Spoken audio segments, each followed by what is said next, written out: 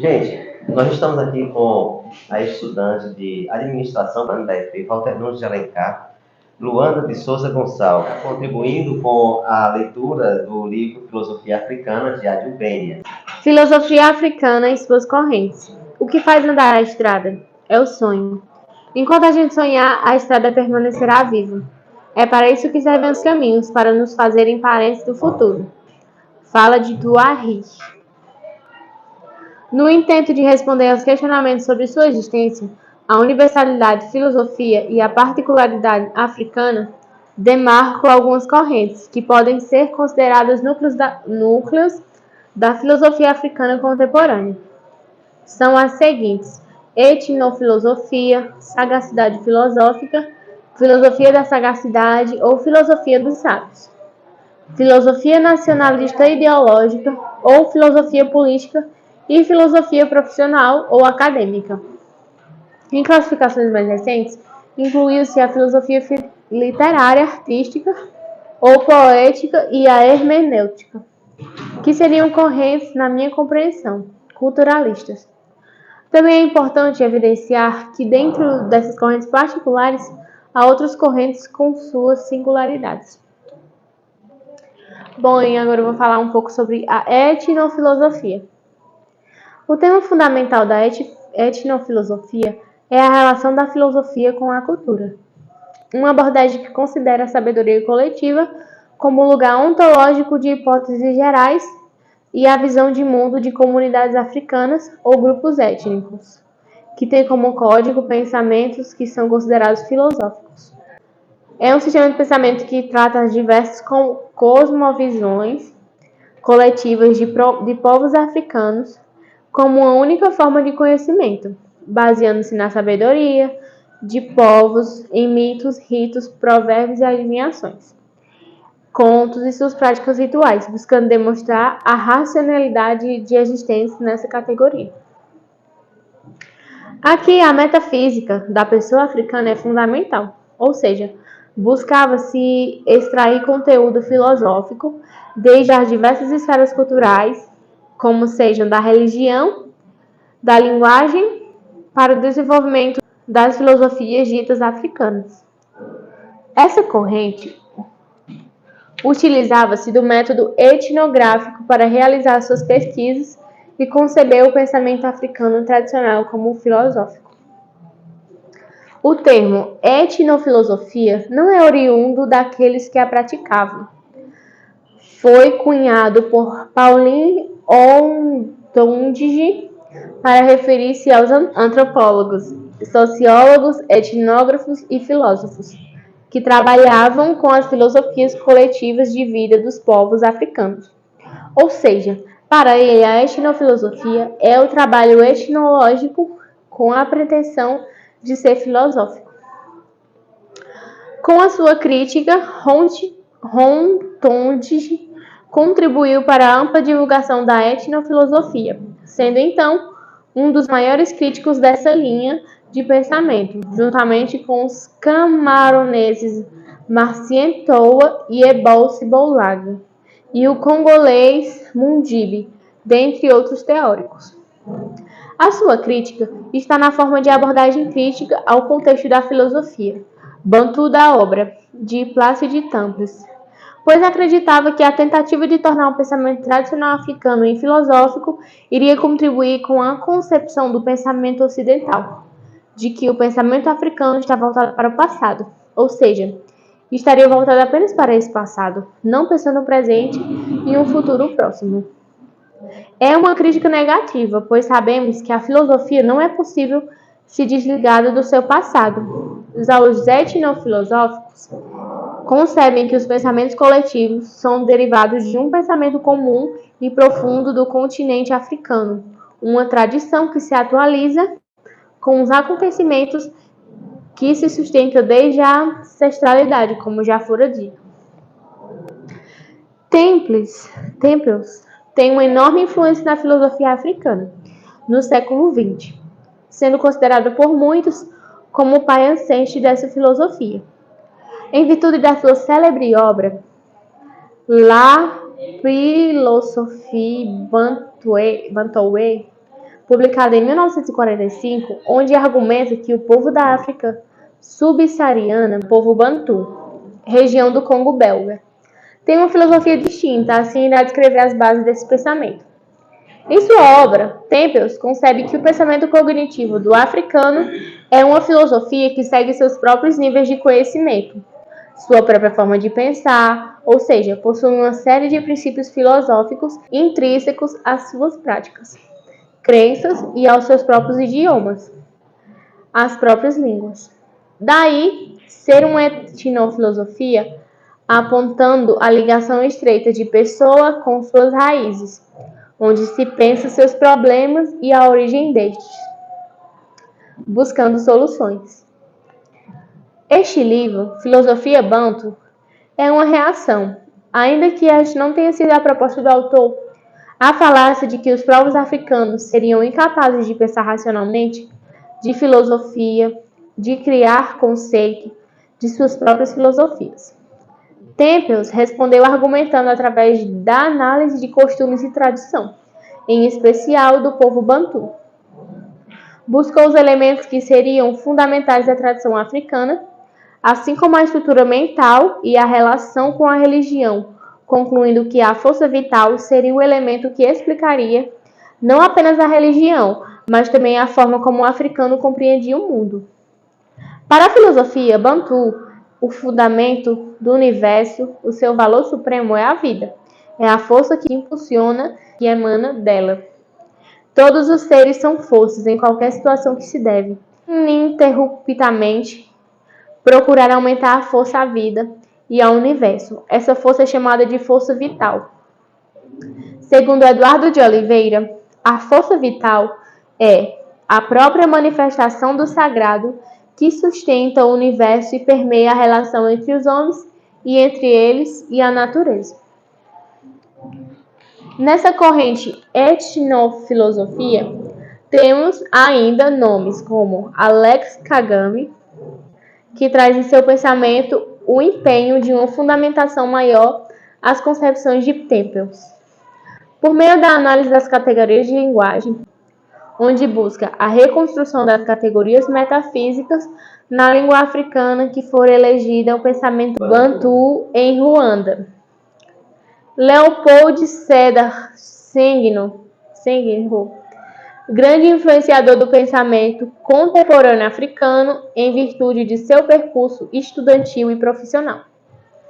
Segundo Frank Ulrich Seller, Senghor oferece os conceitos de força vital e a ideia de um pensamento filosófico intrinsecamente coletivo, como elementos subjacentes de ser africano aos já referenciados Tempels e Kagame. Senhor vai para um lado mais poético e cultural. A corrente da etnofilosofia ainda suscita debates contínuos em torno da sua construção etnográfica, com o objetivo de ser filosofia. Na minha concepção, compreendo que toda forma de fazer, construir filosofia é válida, e a filosofia, como já dissemos, está intrínseca aos acontecimentos, aos movimentos do cotidiano. É uma reflexão da própria vida. E a vida é quem alimenta a filosofia, assim como as diversas outras ciências. Filosofia. Fica provada a certeza da árvore verde na primavera. Um poema aqui. Filosofia. Fica provada a certeza da árvore verde na primavera e do córtex terrestre. Alimenta-nos os planetas, apesar das erupções. E o mar nos oferece peixes, apesar de seus maremotos. Somos escravos da terra, que também é dona do ar. E há quem confessar esperando que o amor e o entendimento vêm de baixo, se levantam e crescem dentro de nós, como cebolas, azinheiras, como tartarugas ou flores, como países, como raças, como caminhos e destinos. Pablo Neruda. Bom, aqui é meio que um poema sobre filosofia. Pablo Neruda é um poeta de nome internacional, mundial, né? Argentino, se não me engano. Ele usou metáforas para se referir à filosofia. Ele usou metáforas do córtex, né? Árvore, terra, Erupções, que é esse universo em transformação que se expressa em sua realidade, às vezes não muito compreendida, mas que, ao mesmo tempo em que tem os maremotos, terremotos, a vida está acontecendo. Vamos lá contar um pouco da história. A obra de Tempels, La Philosophie Bantoé. Já foi dito que La Philosophie Bantu fora publicada pela primeira vez em 1945. O objetivo da obra de Tempels era ser um manual para os colonizadores acerca de um pensamento epistemológico africano, a filosofia africana.